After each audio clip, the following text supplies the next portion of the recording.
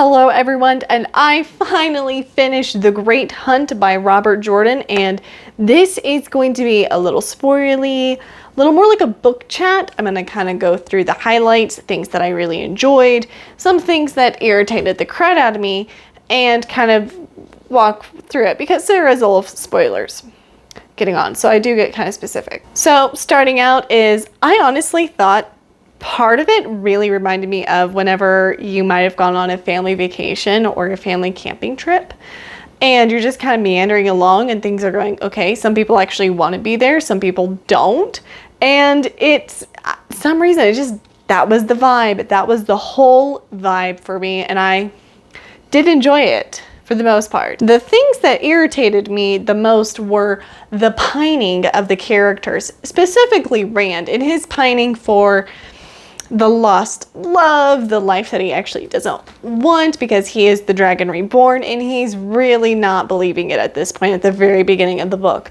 He's very much like, no, I don't want to be the dragon, and I just wanted a simple life. I'm just a shepherd boy. And I understand that. Like, he does have to go through a mourning phase of who he was and what he's losing because he cannot marry, or he shouldn't marry, because since he can channeling will make him go cray cray. And being a crazy husband is usually not a great husband. Some things could really point to that. This part of the series really establishes where Rand is at in the whole story. This is going to be kind of highlighting some of the challenges he's going to face. Some people he thinks that he's close to end up being dark friends, people he respects, and the development of these trials are very interesting, and we're going to be honest, his reluctance is understandable.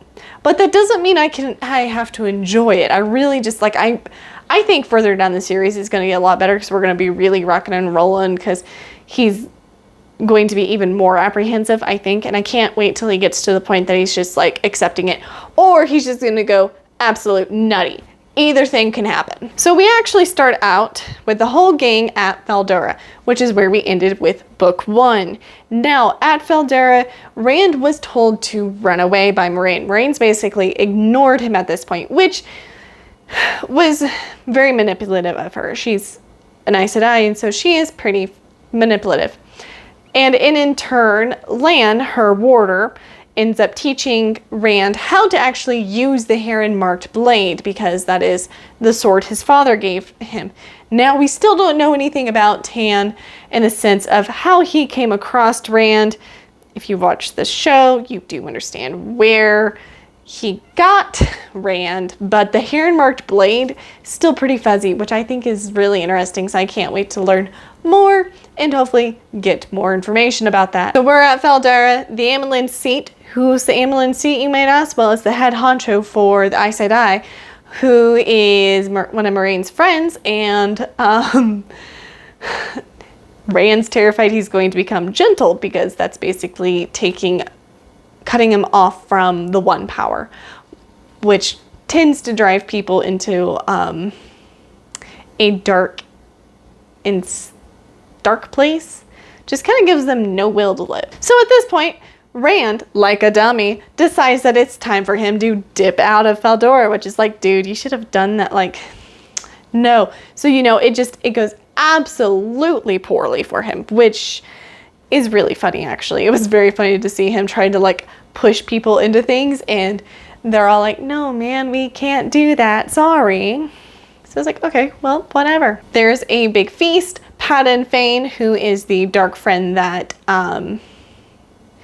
was stalking the gang and trying to get Rand to Balsamon, takes the dagger that Mat is cursed with, because Mat has a dagger that he picked up in book 1 that is connected to him and feeding off his life source basically, and the Aes Sedai can remove dagger and Mat supposedly. And the Horn of Valir is stolen by the Dark Friends, and so it's like this whole thing. And It's not great. Rand is then introduced to the Amyrlin Seat and is told that he is the Dragon Reborn and that he's going to be there at the last battle. And so now he's becoming more of a puppet to, you guessed it, the Aes Sedai, which, surprise. So to get the horn and the dagger, though the horn's more important, Ingtar, who is one of the lords at Faldara, takes a group of men on a hunt for it. Well, there's Rand, who actually gets out of there alive and not gentled by the Aes Sedai. Rand, Mat, Perrin, Loyal, of course, my favorite. And Perrin. Yeah. Perrin is not Perrin yet. She comes later. But she's an Aes Sedai that it basically comes upon the party. Anyways, we're introduced to Perrin, who can track the Dark Friends because Perrin is a sniffer. Now, his ability is that he can smell bad things. So he can smell people who've stolen things, done dark areas. He can smell if a piece of land has had a battle, regardless if there's no scorched earth or anything that would show that there's been a battle. His ability is very much like Perrin's with the wolves, and Perrin can communicate, look between their eyes, he has communication with the wolves. And Perrin can smell. So it's a very innate ability. They're not channeling. I'm very interested to see how that goes because it's really cool magic in that sense. So during this time, Rand was a complete jerk to Perrin and Mat, and to even add it on even thicker, a lot of the people at Faldara thought Rand was a lord and thus started treating him like that. So I believe, and what I kind of gathered was Perrin and Mat were both getting really upset and a little jealous because Rand was being treated much differently than what they were. And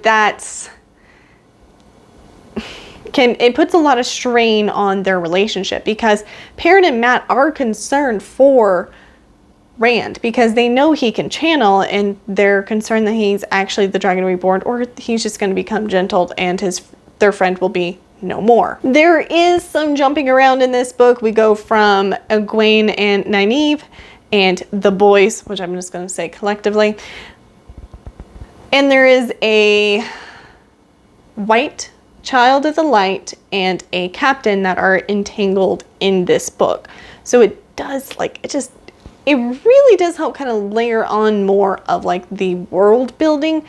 I don't know about how much it actually did with the plot because sometimes it felt very stop-start, but once you read it, you did understand a little bit more like what was going on inside the world past just what we're seeing at the White Tower or with Rand. So I do understand where we got those information, but it was just, that was something that was like kind of sometimes stopped me in my reading experience. The girls are headed to the White Tower to become Aes Sedai.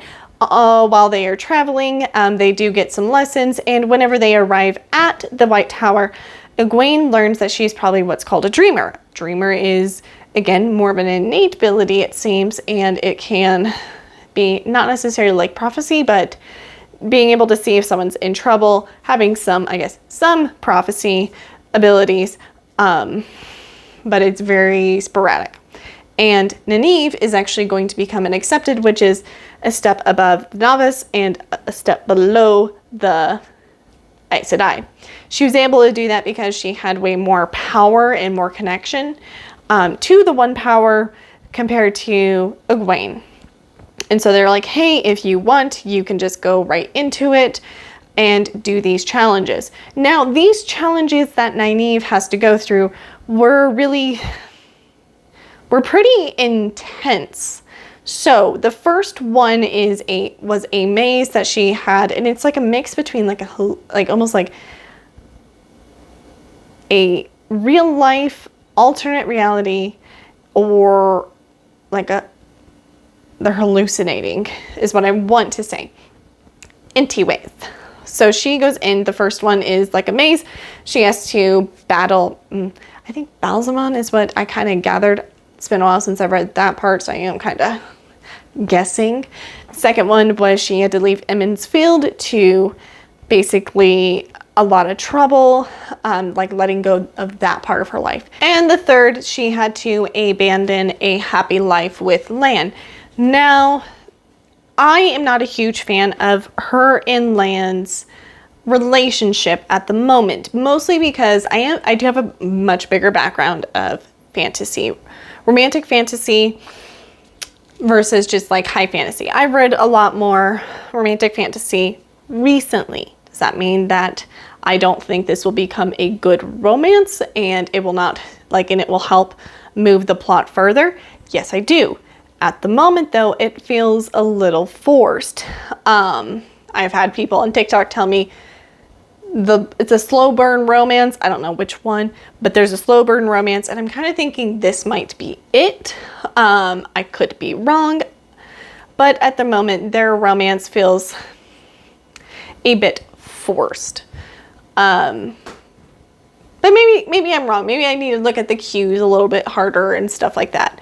But there's also not a whole lot of things going on right now between them. There wasn't very many interactions. So going back to the boys, Lan, Loial, and Huron are transported into another world from a portal stone that they were sleeping on while they are out camping, looking for the Horn of Valere and Matt's dagger. Now, the portal stone wasn't something they actually knew what it was. It was buried, and they were just, yes, this looks like a good stone to sleep on.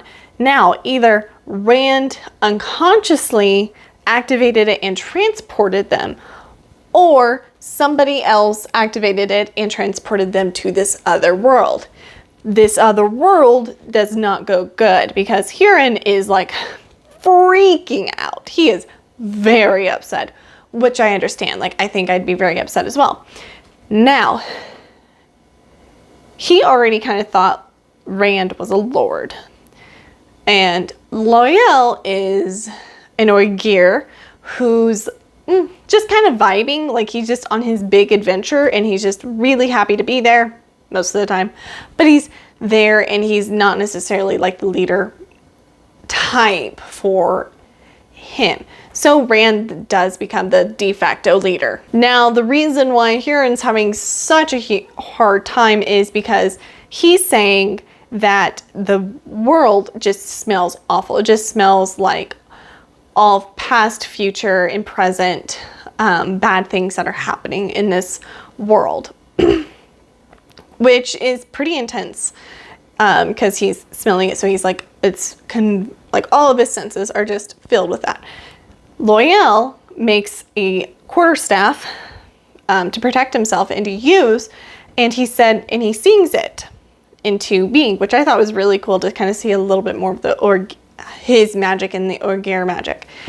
And he said the trees was happy that there was a staff and a weapon being made to hurt people. So it was like, this is not a great place to be at. Now in the real world, Perrin is then starting to communicate to the wolves and to either try to still follow the Dark Friends. Because they have no clue where Rand, Loial, and Huron went. No clue. They just are like, well, that stinks. So they use Perrin as a sniffer. They just say that, oh, Perrin was a sniffer as well, but he is using the wolves to help track the Dark Friends. Rand, Loial, Huron meet Selene, who is a gorgeous, beautiful woman. And all I could think as I'm reading this is like, I don't trust her. I don't like her. Because if she's been in this world, she's acting super calm, then why is she not at least, she's not ragged. She looks pretty darn good. Like, there's some things that aren't connecting here, guys. So like, why aren't we at least a little bit wary? Just a smidgen would be great. But no, it's really interesting because Rand has such a high emotional thing of he needs to protect women, he wants to be a provider, like he really just wants that in his life, and he kind of just like doesn't think with his head up here. and just kind of thinks with like his machonism that he's going to protect Selene now. Selene also just kind of tells them that she is from Perrin and that that's where they're going to go. And then like she didn't know how she got there, blah, blah, blah, blah, blah. Selene helps them get back to their world by finding another portal stone that's a little closer, and then they're transported. She still hangs around with them. She cannot channel is what she tells us. So Rand has to channel to get them home. And what they kind of do is, you have to think about it like this is Rand's real first time channeling on purpose. So it is a really big moment, and he just really likes it. Like he's like the intensity, the emotion about all of it is just really intense for him. They're really close to Fane's group, and whenever they get there, Rand sneaks into the camp, takes out a lot of people, steals back the Horn of Valor and the dagger, and Selene is still with them hanging out, and then they start to go take refuge in Carrion. Now, Selene dips out right before they get to Carrion, and she leaves Rand like a note and just kind of be like, I'll just see you later, pretty much. Carrion makes a Regency romance look tame in the essence of how intense it is to talk to people you aren't a part of your class, people that accepting and not accepting invitations. The great game. Like it makes the ton look tame, which if you don't know, that's Regency romances. Yes, but no, they like, honestly, I'd read just a whole novel based in Carrion. That would be so much drama. Like that, it was just so much drama. And Rand's like, I don't want anything to do with it. I'm not playing your great game. And everyone's like, oh man, yeah, you're not playing it. And Rand's getting frustrated. And he was like, yep, you are a shepherd boy. I do have to say, wrote a shepherd boy exactly how I imagined my husband would react, because he's a farmer. Rand finds Tom Marilyn, who I didn't think was going to make it into book 2 except in memories. And Tom has a new girlfriend and apprentice who's the same person. He's like, I'm going to turn her into one of the best people in the whole kingdom. Long story short, dagger and Horn of Valor gets stolen, girlfriend gets iced. Which after the girlfriend gets iced, Tom kind of has a moment where he's like really just very angry, and he starts joining the game again, and I'm really interested to see how that goes with him. So I do like the characters. The characters have been pretty good.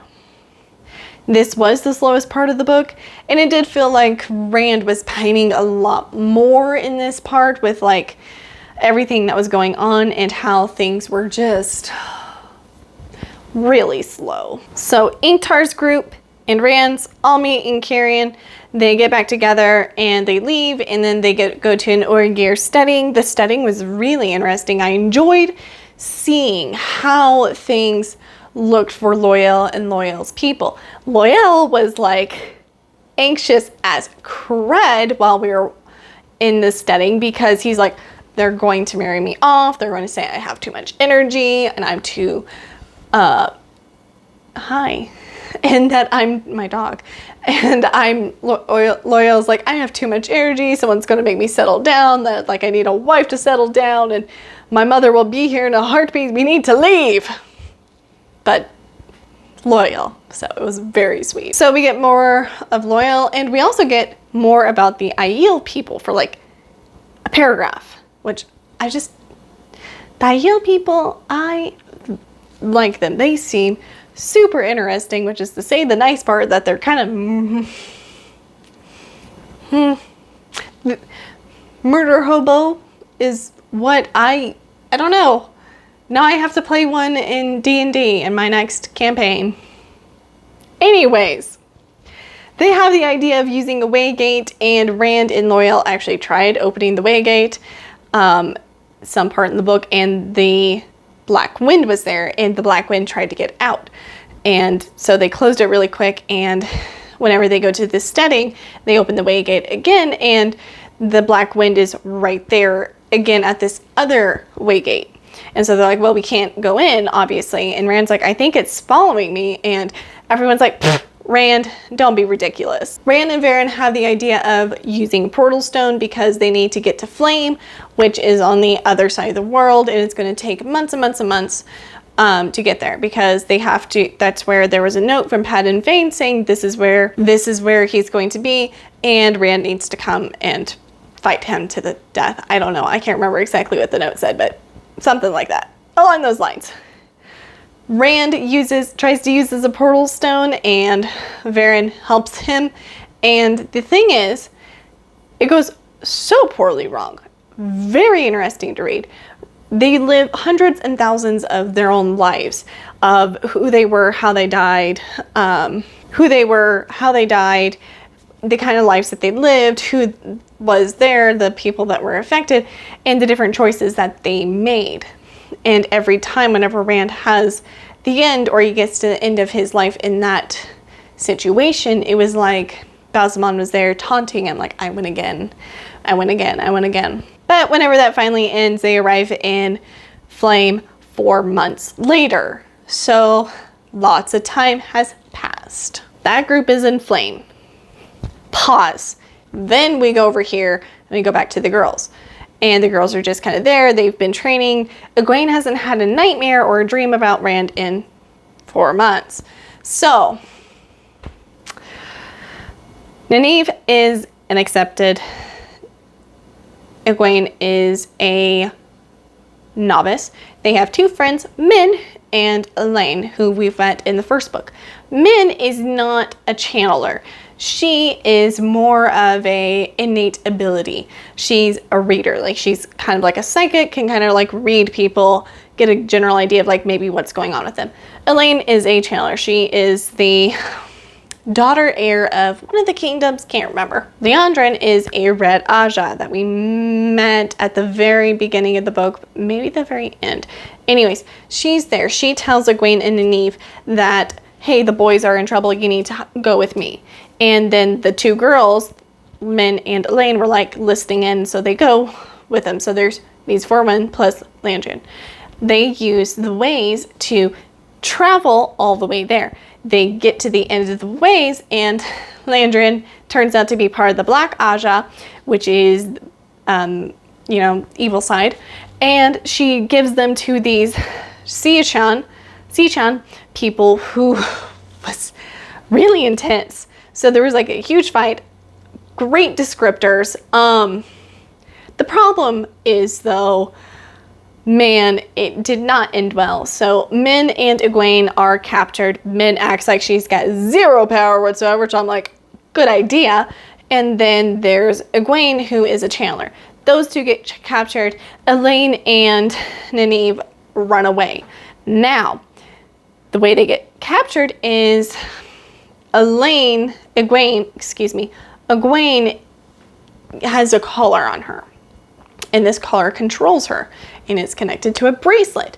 Now, she is considered a daemon, a leashed one, and the person on the other side of the leash can actually tell if Egwene ever uses her power, if she's lying, can help kind of like train her to use her power, and different things like that. It's very interesting. This is the way they treat people who could become Aes Sedai. So this is at the end of the book, and honestly, the end of the book, best part, moved around so quickly. So Nynaeve and Elaine concoct a plan about how to rescue Egwene and Min. Min finds Egwene, and Nynaeve helps them with the rest of their plan. Their plan is to sneak into there with capturing maybe one of the daemon and actually rescuing her that way. So they do this, they capture one of the daemon and the leashed ones with her handler, and what happens is they can't put the collar on anyone. They don't want to put the collar on Elaine, and they put the collar on the one that was the lady with the bracelet. Now, Min is like super adamant. It's like, if she was just a normal average woman, it should not work. There should be absolutely no feeling. Well, this woman who has the collar on can feel pain.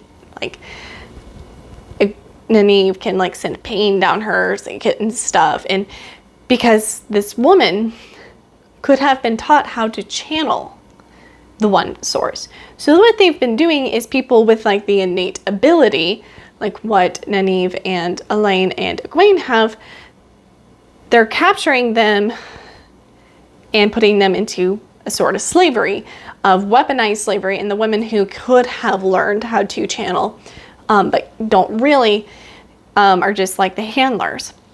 So it was really kind of messed up, and it was very interesting to see that dynamic of that culture, that minuscule culture's ideas. So Egwene's rescued. Egwene then puts the collar onto her handler and does give her a little bit of taste of her own medicine, which I thought was really good character growth for Egwene, because you don't always get the nicest things that go on, which I thought was very nice to see that character growth, because Egwene was being tortured to some capacity for minimum 4 months or so, a decent amount of time. The time is fuzzy. All right, so Rand group is in flame. Ingtar is like, something's not right. So there's a small group that goes in and retrieves the dagger. It's Mat, Rand, Perrin, and Ingtar. And they go in. Mat is looking like crud. So it is basically sucking out his life force, but Mat still feels very energetic, like he still has the capabilities of actually doing things. He's not completely emaciated, even though that is what he looks like. They find the house that the horn and dagger is being kept in. Rand fights a blade master and uses Sedane to actually help finish him off, because he can't do him without himself. All this time the girls are trying to escape, and then the boys are trying to also escape. The children of the light attack, so there's the battle that's going on, and they're kind of in between it, because Egwene also does freak out a little bit and kind of starts the battle, is what I kind of thought. And then, so there's the big battle. Mat blows the horn of Valier. All the hero of ages, past ages, come up. Their ghosts are ready to go. It is Arthur Harking and Bridget Silverbow who are holding up the front lines, and they try to attack, and they cannot, because they need the banner of the dragon to march behind. So then Perrin becomes the impromptu banner holder and is going into this battle, and it's really kind of intense. And then Mat is blowing this horn willy-nilly. Balzamon's there. Him and Rand battle. We don't get a we don't get like an awesome play, because like apparently someone says, oh, they were in the air and they were fighting, and I thought it was God, and really intense. Rand is super injured, and Min is then taking care of him, and while she's taking care of him, Selene walks in, and if you didn't know, we already don't like her. Min looks at her and it's like, oh my God, that's not just like an average woman. That woman is Lanfear. That woman is Lanfear, one of the Forsaken who were trapped by the Dis that was trapping Balzamon in his cage. So it was Balzamon's inner circle. So Min's taking care of him. Egwene, Nynaeve, Mat are all going back to the White Tower. Mat to see if he can get removed from the dagger. Elaine and Nynaeve are there to actually learn some more. Rand begrudgingly accepts that he is the Dragon Reborn, and that he will do his best to save the world to the best of his abilities within his right. Overall, I really enjoyed this book. I kind of wish it didn't take me as long, but it's a longer book. I need to just actually read one book at a time. Never really done that in my life recently, so that's gonna be a whole new thing. I enjoyed seeing the character growth. I thought there was actually really good character growth between all of the characters for the most part. We don't get to see some of them that I wish we got to see more, but that's not necessarily how this particular story in this series was gonna go. One thing I really enjoyed was seeing how Nynaeve and Egwene both handle the power, because Egwene is like playing with it all the time. It seems Nynaeve is very apprehensive, and also the way they call it is Nynaeve is very forceful, very intense with it. Egwene tends to be a little more like it's a flower blooming. It's very easygoing for her. Rand definitely had character growth, but it was forced character growth because it's still that butting up that stubborn shepherd head of his, and that I'm really excited to see what book 3 is going to look like, because he has had to accept it that he is the Dragon Reborn. Anyways, still enjoyed the series. I'm excited to see how this story goes, so I'm going to continue it. We'll see if I'm able to finish all of it or if I peter out. Hopefully, keep my fingers crossed, one at a time. I'll talk to you guys later. Bye.